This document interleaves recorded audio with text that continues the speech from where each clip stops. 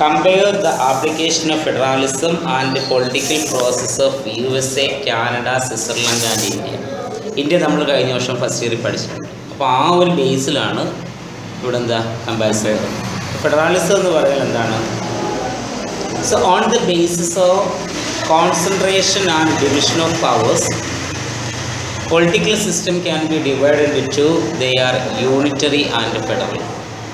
അതായത് അധികാരത്തിൻ്റെ concentration കേന്ദ്രീകരണത്തിൻ്റെയും division of powers അധികാര വിഭജനത്തിൻ്റെയും അടിസ്ഥാനത്തിൽ രാഷ്ട്രീയ സംവിധാനങ്ങളെ നമുക്ക് രണ്ടായി തിരിക്കാം. They are unitary and federal. Federalism എന്നും യൂണിറ്ററി എന്ന് എന്ത് ചെയ്യാം? രണ്ടായിട്ട് തിരിക്കാം. അതായത് പവേഴ്സ് കോൺസെൻട്രേറ്റ് ചെയ്യുകയാണെങ്കിൽ അത് യൂണിറ്ററി ഫോം ഓഫ് ഗവൺമെൻറ്റും, ഡിവിഷൻ ഓഫ് പവേഴ്സ് ആണ് എങ്കിൽ അതെന്താണ്? ഫെഡറൽ ഫോം ഓഫ് ഗവൺമെൻറ്റുമാണ്. So in a unitary state, powers are concentrated in a single center, and in a federation, the powers are divided between center and state. ഒരു unitary form of ഗവൺമെൻറ്റിൽ അധികാരം ഏതെങ്കിലും ഒരു single സെൻറ്ററിൽ എന്ത് ചെയ്യും? കേന്ദ്രീകരിച്ചിരിക്കും. ഏതെങ്കിലും ഒരു പർട്ടിക്കുലർ പേഴ്സൻ്റെ കയ്യിലായിരിക്കും, അല്ലെങ്കിൽ ഏതെങ്കിലും ഒരു ഫോം ഓഫ് ഗവൺമെൻറ് കയ്യിലായിരിക്കും എന്താ യൂണിറ്ററി സിസ്റ്റത്തിൽ അധികാരം കേന്ദ്രീകരിച്ചിരിക്കുന്നത്. എന്നാൽ ഫെഡറാലിസത്തിൽ powers are divided in between the central government and state government. കേന്ദ്ര ഗവൺമെൻറ്റിനും സംസ്ഥാന ഗവൺമെൻറ്റുകൾക്കുമായിട്ട് അധികാരം വിഭജിച്ച് നൽകിയിരിക്കും. ഈ ഫെഡറലിസം വരുന്നിടത്തെല്ലാം പിന്നെ സെൻട്രൽ എന്നും സ്റ്റേറ്റ് എന്നാണ് പറയുന്നത്. അതെ, സെൻട്രൽ സ്റ്റേറ്റ്. രാജ്യത്തിന് ഓരോ പേരുണ്ട്. ഇല്ല, സെൻട്രൽ സ്റ്റേറ്റ് എന്നാണ് പറയുന്നത്. So federalism is the presence or functioning of two sets of government in a single state. അതായത് ഒരു സ്റ്റേറ്റിൽ തന്നെ രണ്ട് തരം ഗവൺമെൻറ്റാണ് നിലനിൽക്കുന്നതെങ്കിൽ ആ സംവിധാനത്തെയാണ് നമ്മളെന്ത് വിളിക്കുക? ഫെഡറലിസം എന്ന് പറയുന്നത്. അപ്പോൾ സിംഗിൾ സ്റ്റേറ്റിൽ രണ്ട് തരം, അതായത് ഒന്ന് സെൻട്രൽ ഗവൺമെൻറ് ആയിരിക്കും, മറ്റൊന്നെന്താണ്? സ്റ്റേറ്റ് ഗവൺമെൻറ്റ്സും ആയിരിക്കും. USA adopted federalism from their circumstances. Later, Switzerland, Canada, Australia and India adopted federalism as their form of government. അപ്പോൾ ആദ്യമായിട്ട് ഫെഡറാലിസം വരുന്നത് അമേരിക്കയിലാണ്. അന്നത്തെ ഒരു സാഹചര്യം 1776 അമേരിക്കൻ വാർ ഓഫ് ഇൻഡിപെൻഡൻസിന് ശേഷം ഈ 50 സ്റ്റേറ്റുകളായിരുന്നു എന്ന് പറയുന്നത് USA എന്ന് പറയുന്നത്. അപ്പോൾ 50 സ്റ്റേറ്റുകളെ ഒരുമിച്ച് നിർത്തുന്ന ഒരു സാഹചര്യം വന്നപ്പോൾ എന്ത് ചെയ്തു? ഫെഡറാലിസം എന്ന് പറയുന്ന ഫോം ഓഫ് ഗവൺമെൻറ് അമേരിക്കയിൽ ആദ്യമായിട്ട് അഡോപ്റ്റ് ചെയ്തു. അതിനുശേഷം സ്വിറ്റ്സർലൻഡ്, കാനഡ, ഓസ്ട്രേലിയ, ഇന്ത്യ ഇതെല്ലാം എന്ത് ചെയ്തു? ഫെഡറാലിസം നിലവിൽ വന്നു. So the federal system emerges from two forces. അപ്പോൾ ഫെഡറാലിസം ഉണ്ടാകുന്നത് രണ്ട് പ്രധാനപ്പെട്ട ശക്തിയിൽ നിന്നാണ്. ഒന്ന് the centrifugal force and other is centripetal force. Centrifugal പവേഴ്സും സെൻട്രിപെറ്റൽ പവേഴ്സും. അതായത് if a large state for their administrative convenience is divided into central and state. ഒരു വലിയ രാഷ്ട്രം, ഇപ്പോൾ ഇന്ത്യയെ പോലെയുള്ള ഒരു വലിയ രാഷ്ട്രത്തെ നമ്മൾ എന്ത് ചെയ്യുന്നു? ഭരണ സൗകര്യാർത്ഥത്തിന് വേണ്ടി സെൻറ്റർ എന്നും സ്റ്റേറ്റ് എന്നും എന്ത് ചെയ്യുന്നു? രണ്ടായി ഡിവൈഡ് ചെയ്യുന്നു. അപ്പോൾ such a federation is called a federation from centrifugal force. Federal force രണ്ടെണ്ണമാണ്, സെൻട്രിഫ്യൂഗലും സെൻട്രിപെറ്റലും. സെൻട്രിഫ്യൂഗൽ എന്ന് പറഞ്ഞാൽ എന്താണ്? അധികാരങ്ങൾ ഡിവൈഡ് ചെയ്ത് കേന്ദ്ര ഗവൺമെൻറ്റിനും സംസ്ഥാന ഗവൺമെൻറ്റുകൾക്കുമായി നൽകിയിരിക്കുന്നു. അപ്പോൾ നമുക്ക് എക്സാമ്പിൾ പറയാൻ കഴിയുന്ന എന്താണ്? ഇന്ത്യൻ ഫെഡറാലിസം എന്ന് പറയുന്നത് സെൻട്രിഫ്യൂഗൽ ഫെഡറാലിസമാണ്. ഇവിടെ ഡിവിഷൻ ഓഫ് പവേഴ്സ് ഉണ്ട്, കേന്ദ്രത്തിനും സംസ്ഥാനങ്ങൾക്കുമായി. മനസ്സിലാവുന്നുണ്ടോ?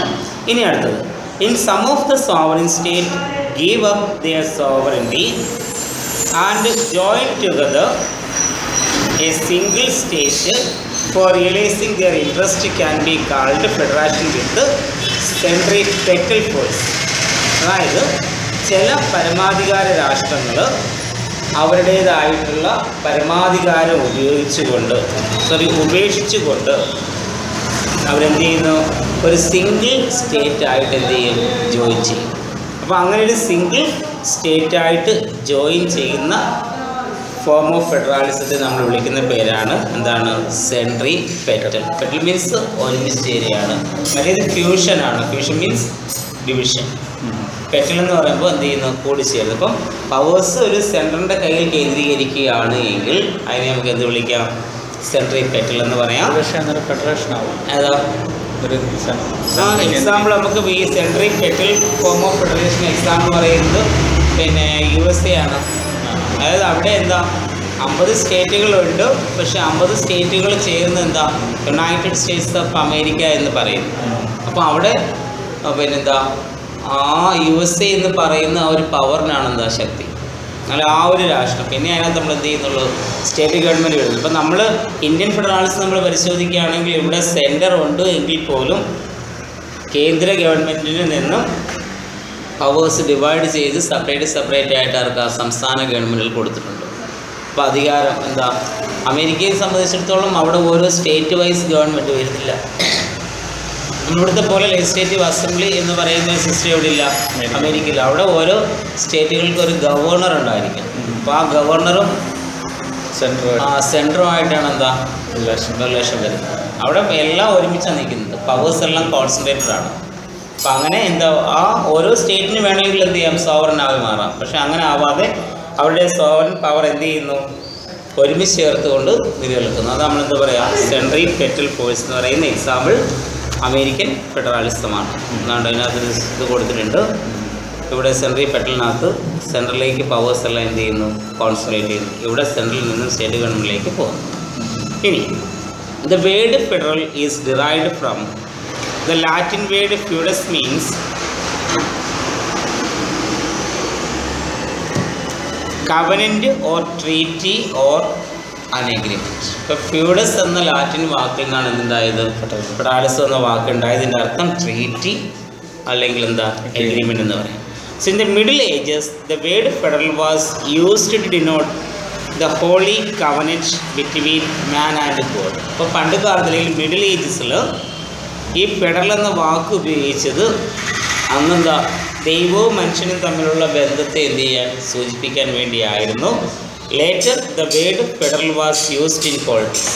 അപ്പോൾ ആദ്യം എന്താ ഹോളി കോൺസെപ്റ്റുകളുമായിട്ട് ദൈവികമായ കാഴ്ചപ്പാടുകളുമായി ബന്ധപ്പെട്ടായിരുന്നു എന്ത് ഉപയോഗിച്ചിരുന്നത്, ഫെഡറാലിസം എന്ന വാക്ക് ഉപയോഗിച്ചിരുന്നത്. That explain the relation between man and God, ദൈവവും മനുഷ്യനും തമ്മിലുള്ള ബന്ധം. അതിനുശേഷം എന്ത് ചെയ്യുന്നു, ഈ ടേം നമ്മൾ പൊളിറ്റിക്സിൽ ഉപയോഗിക്കുന്നു. ഇവിടെ ഡെഫിനിഷൻ പറയുന്നുണ്ട്. അക്കോർഡിംഗ് ടു ഡാനിയൽ ജെ എൽസ്ര, അദ്ദേഹത്തിൻ്റെ കാഴ്ചപ്പാടിൽ provides a mechanism which unites separate qualities within an overarching political system. അതായത് ഒരു പൊളിറ്റിക്കൽ സിസ്റ്റത്തിനകത്ത്, രാഷ്ട്രീയ സംവിധാനത്തിനകത്ത് ഓരോ വിഭാഗത്തിൻ്റെയും സെപ്പറേറ്റ് ക്വാളിറ്റീസിനെ എന്ത് ചെയ്യാൻ വേണ്ടിയിട്ട്, കാണിക്കുവാൻ വേണ്ടിയിട്ടായിരുന്നു എന്ത് ഉപയോഗിച്ചിരുന്നത്, ഫെഡറാലിസം എന്ന വാക്ക് ഉപയോഗിക്കുന്നത്. So as to allow each to maintain fundamental political integrity. അപ്പോൾ അവർക്ക് ഓരോരുത്തർക്കും എന്താണ്, അവരുടെ മൗലികമായിട്ടുള്ള ഒരു രാഷ്ട്രീയ സ്വഭാവം എന്ത് ചെയ്യുവാൻ, നിലനിർത്തുവാൻ വേണ്ടി കഴിയുന്ന അവസ്ഥ. അതായത് ഓരോ സ്റ്റേറ്റുകൾക്കും അവരുടേതായ ഒരു സെപ്പറേറ്റ് കോൺസെപ്റ്റ് അവർക്ക് എന്ത് ചെയ്യാൻ കഴിയും, എസ്റ്റാബ്ലിഷ് ചെയ്യാനായിട്ട് കഴിയുന്നു. അതായത് ഇവിടെ വരുന്ന ഏറ്റവും പ്രധാനപ്പെട്ട രണ്ട് ഘടകങ്ങൾ എന്ന് പറയുന്നത്, this mechanism is constituted by distribution of power between two government. രണ്ട് ഗവൺമെൻറ്റുകൾക്കായിട്ട് എന്ത് ചെയ്യപ്പെട്ടിരിക്കുന്നു, അധികാരം വിഭജിച്ച് നൽകിയിരിക്കുന്നു. ഒന്നെന്ന് പറയുന്നത് സെൻട്രൽ, മറ്റൊന്നെന്ന് പറയുന്നത് കോൺസ്റ്റിറ്റ്യുവൻ്റ് യൂണിറ്റ്. ആ കോൺസ്റ്റിറ്റ്യുവൻ്റ് യൂണിറ്റിനെയാണ് നമ്മളിപ്പോൾ എന്ത് വിളിക്കുക, സ്റ്റേറ്റ് ഗവൺമെൻറ്റ്സ് എന്ന് പറയും. ചുരുക്കി പറയുകയാണെങ്കിൽ ഫെഡറേഷൻ എന്ന് പറഞ്ഞാൽ it is the division of powers between the central government and state government. അതായത് ഇവിടെ the division of powers are made on the basis of national and regional interest. ദേശീയവും പ്രാദേശികവുമായ താല്പര്യങ്ങൾക്കനുസൃതമായിട്ടാണ് എന്ത് ചെയ്യപ്പെട്ടിരിക്കുന്നത്, അധികാരങ്ങൾ വിഭജിച്ച് നൽകിയിരിക്കുന്നത്. അതായത് subject of nationwide importance are given to the centre and regional interest are to the states. ഇപ്പോൾ ദേശീയ പ്രാധാന്യമുള്ള വിഷയങ്ങൾ ആര് കൈകാര്യം ചെയ്യും, സെൻട്രൽ ഗവൺമെൻറ്റും പ്രാദേശിക താല്പര്യങ്ങൾ സ്റ്റേറ്റ് ഗവൺമെൻറ്റും എന്ത് ചെയ്യുന്നു, കൈകാര്യം ചെയ്യും. അപ്പം അതുകൊണ്ട് ഫെഡറാലിസം എന്ന് പറയുന്നത് എപ്പോഴും ഒരു കോപ്പറേറ്റീവ് ആയിട്ടുള്ള മെൻറ്റാലിറ്റിയിലാണ് എന്ത് ചെയ്യുന്നത്, കേൾക്കുന്നത്. അപ്പോൾ ഇവിടെ നാഷണൽ ഇൻട്രസ്റ്റിനെയും റീജിയണൽ ഇൻട്രസ്റ്റിനെയും അടിസ്ഥാനത്തിൽ പവേഴ്സിനെ എന്ത് ചെയ്യും, ഡിവൈഡ് ചെയ്യുന്നു. നാഷണൽ ഇൻട്രസ്റ്റ് ആര് കൈകാര്യം ചെയ്യുന്നു, സെൻട്രൽ ഗവൺമെൻറ്റും. റീജിയണൽ ഇൻട്രസ്റ്റുകൾ എന്താണ്, സ്റ്റേറ്റ് ഗവൺമെൻറ് എന്ത് ചെയ്യുന്നു, കൈകാര്യം ചെയ്യും. ഇനി federalism means the emergence and existence of A federal form of government in A state. ഇപ്പോൾ ഫെഡറലിസം എന്ന് പറയുന്നത് ഒരു സ്റ്റേറ്റിൽ എന്ത് ചെയ്യുന്നു, നമ്മളൊരു ഫെഡറൽ ഫോം ഓഫ് ഗവൺമെൻറ് എന്ത് ചെയ്യുന്നു, എസ്റ്റാബ്ലിഷ് ചെയ്യുന്നു. ആ ഫെഡറൽ ഫോം ഓഫ് ഗവൺമെൻറ് എന്ന് പറഞ്ഞാൽ നമ്മൾ പറഞ്ഞ എന്താണ്, powers are divided between the central government and state government. അതായത് in a multi cultural state federalism is the most suitable form of government. ഇപ്പോൾ ഇന്ത്യയെ പോലെയുള്ള രാജ്യം നമ്മൾ പരിശോധിക്കും. നമുക്കറിയാം ഇന്ത്യയുടെ പ്രത്യേകത എന്താണ്. India is a multi religious, multi linguistic, multi ethnic സ്റ്റേറ്റാണ് അല്ലേ. ബഹുഭാഷകളുള്ള, ബഹുമതങ്ങളുള്ള, ബഹുവംശങ്ങളുള്ള നാടാണ് ഏതാ, ഇന്ത്യ എന്ന് പറയുന്നത്. ഇപ്പോൾ ഇന്ത്യയെ പോലെയുള്ള ഒരു രാജ്യത്തിൽ ഏറ്റവും സ്യൂട്ടബിൾ ആയിട്ടുള്ള ഒരു ഫോം ഓഫ് ഗവൺമെൻറ് ആണ് ഏതാ, ഫെഡറാലിസം എന്ന് പറയുന്നത്. അപ്പോൾ അങ്ങനെ ഫെഡറാലിസം നടപ്പിലാക്കുമ്പോൾ നമുക്ക് ഓരോ റിലീജിയൻ്റെയും ഓരോ ലിംഗ്വിസ്റ്റിക്സിൻ്റെയും ഇൻട്രസ്റ്റിനെ എന്ത് ചെയ്യാൻ കഴിയും, പ്രൊട്ടക്റ്റ് ചെയ്യാനായിട്ട് കഴിയും. അതായത് USA adopted federalism for the first time and then it's proliferated into other parts of the world for compromising their diversities. അപ്പോൾ ആദ്യമായിട്ട് അമേരിക്കയിലാണ് ഫെഡറാലിസം എന്ന് പറയുന്ന ഈ ഫോം ഓഫ് ഗവൺമെൻറ് ഉണ്ടാവുന്നത്. അതിനുശേഷം എന്ത് ചെയ്യപ്പെട്ടു, ലോകത്തിലെ വിവിധ രാജ്യങ്ങളിലേക്ക് അവരുടെ ഡൈവേഴ്സിറ്റീസിനെ, ആ രാജ്യങ്ങളുടെ വൈവിധ്യങ്ങളെ നിലനിർത്തുവാൻ വേണ്ടി എന്ത് ചെയ്തു, പല രാജ്യങ്ങളും ഫെഡറാലിസം എന്ത് ചെയ്തു, വിഭജിക്കുകയുണ്ടായി. അതായത് മറ്റൊരു ഫിലോസഫറുടെ കാഴ്ചപ്പാടാണ് കോൾ ജെ ഫ്രെഡറിക്കിൻ്റെ കാഴ്ചപ്പാടിൽ federalism as a union of states. സ്റ്റേറ്റുകളുടെ ഒരു യൂണിയനാണ് എന്ന് പറയുന്നത് ഫെഡറാലിസം. ഓർ കമ്മ്യൂണിറ്റീസ് അല്ലെങ്കിൽ സമുദായങ്ങളുടെ ഒരു യൂണിയൻ. അതിനകത്ത് നമുക്ക് പൊളിറ്റിക്കൽ പാർട്ടീസിനെ ഉൾക്കൊള്ളിക്കാം, ട്രേഡ് യൂണിയനെ ഉൾക്കൊള്ളിക്കാം, സ്റ്റേറ്റിനെ എല്ലാം എന്ത് ചെയ്യാൻ കഴിയും, ഉൾക്കൊള്ളിക്കാനായിട്ട് കഴിയും. അപ്പം അങ്ങനെ കുറേ സ്റ്റേറ്റുകൾ കൂടി ചേരുമ്പോൾ എന്താണ് ഫെഡറാലിസം എന്ന് പറയുന്ന ഒരു കോൺസെപ്റ്റ് എന്ത് ചെയ്യുന്നു, ഉണ്ടാകും. ഇവിടെ നമുക്ക് federalism must have certain conditions for successful operation. ഒരു ഫെഡറൽ സംവിധാനം നിലനിൽക്കണമെങ്കിൽ അതിന് ചില ഘടകങ്ങൾ ഉണ്ടായിരിക്കണം. അല്ലെങ്കിൽ ഒരു ഫെഡറൽ സംവിധാനം വിജയിക്കണമെങ്കിൽ അവിടെ ചില ഘടകങ്ങൾ, ചില പ്രത്യേക സ്വഭാവങ്ങൾ ഉണ്ടായിരിക്കും. അതിൽ ഒന്നാമത്തെയാണ് ജോഗ്രഫിക്കൽ കണ്ടിന്യൂറ്റി, ഭൂമിശാസ്ത്രപരമായ തുടർച്ചയുണ്ടാവണം. അതായത് a federal state must have A geographically continuous area. ഭൂമിശാസ്ത്രപരമായ ഒരു ഏരിയ വേണം. അപ്പം ഇന്ത്യ തന്നെ നമ്മൾ എടുക്കുന്നു, ഇന്ത്യയുടെ ജോഗ്രഫിക്കൽ ബൗണ്ടറീസ് നമ്മൾ പരിശോധിച്ചാൽ നമുക്ക് എന്താ കൃത്യമായിട്ട് ഡിഫൈൻ ചെയ്യാൻ കഴിയുന്ന ഒരു ജോഗ്രഫിക്കൽ ബൗണ്ടറി ആർക്കുണ്ട്, ഇന്ത്യക്കുണ്ട്. അതായത് the state may not be very large and very small. ഇപ്പോൾ ഒരു ഫെഡറൽ സിസ്റ്റം നിലനിൽക്കണമെങ്കിൽ രാഷ്ട്രം വലുതുമാവാൻ പാടില്ല, ചെറുതുമാവാനായിട്ട് പാടില്ല. അപ്പോൾ ആ ഒരു സിസ്റ്റമാണ് എന്താണ്. ഇപ്പം നമ്മൾ ഇന്ത്യ എടുക്കുന്നു, എത്രയാണ്, 29 സംസ്ഥാനങ്ങൾ ചേരുന്നു ഇവിടെ ഇന്ത്യയിൽ. അമേരിക്ക എടുക്കുന്നു 50 സ്റ്റേറ്റുകൾ. അപ്പോൾ അത് ഒരുപാട് വലുതുമല്ല, ഒരുപാട് ചേർന്നു. അപ്പോൾ അതിന് ഇടയ്ക്കൊരു ജോഗ്രഫിക്കൽ കണ്ടിന്യൂറ്റി നിലനിർത്താൻ ആർക്ക് കഴിയുന്നു, ഈ ഫെഡറൽ സ്റ്റേറ്റുകൾക്ക് കഴിയും. Such a federal system operate successfully in vast countries like USA and India. ഇപ്പോൾ ഇന്ത്യയെ പോലെയുള്ളൊരു വലിയ രാജ്യത്തിൽ, അല്ലെങ്കിൽ അമേരിക്ക പോലെയുള്ള ഒരു വലിയ രാജ്യത്തിനകത്ത് എന്താ ഫെഡറേഷൻ നമുക്ക് എന്ത് ചെയ്യാൻ കഴിയും, നിലനിർത്താൻ കഴിയണം. ഓരോ നമ്മൾ ഇന്ത്യ തന്നെ എടുക്കുകയാണെങ്കിൽ നമുക്ക് എന്താ വിവിധ യൂണിറ്റുകളായിട്ട് അല്ലെങ്കിൽ സ്റ്റേറ്റുകളായിട്ട് എന്ത് ചെയ്യപ്പെട്ടിട്ടുണ്ട്, ഡിവൈഡ് ചെയ്യും. അപ്പോൾ അമേരിക്ക അതേപോലെയാണ് എന്താ 50 സ്റ്റേറ്റ് എന്ന് പറയുന്ന ആ ഒരു സിസ്റ്റത്തിനകത്ത് എവിടെ പോകുന്നത്, അമേരിക്കയിൽ പോകുന്നത്. അപ്പോൾ ഒരു ഫെഡറാലിസം, ഒരു രാജ്യം ഒരു ഫെഡറൽ സ്റ്റേറ്റ് ആകണമെങ്കിൽ അതിനെന്താ സെപ്പറേറ്റ് ആയിട്ടുള്ള ജോഗ്രഫിക്കൽ ഏരിയ ഉണ്ടായിരിക്കണം. രണ്ടാമത്തത് ചൈനയിലെ ഫെഡറൽ സിസ്റ്റം ഇല്ല,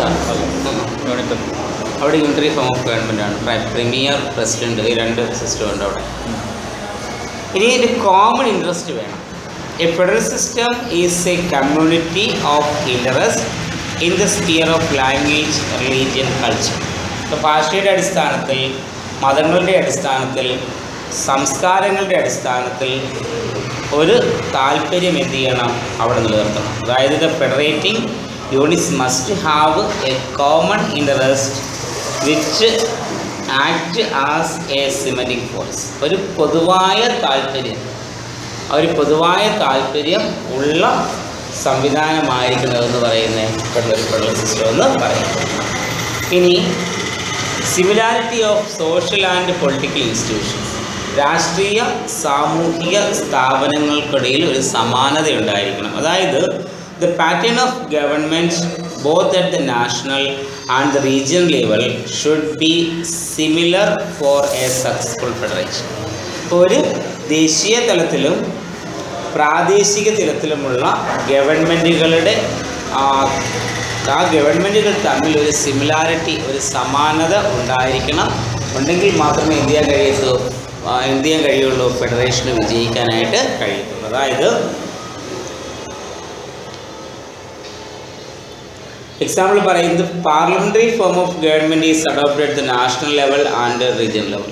നമ്മളിപ്പോൾ ഇന്ത്യ നമ്മൾ എടുക്കുകയാണെങ്കിൽ ഇന്ത്യ ഫെഡറാലിസമാണ്.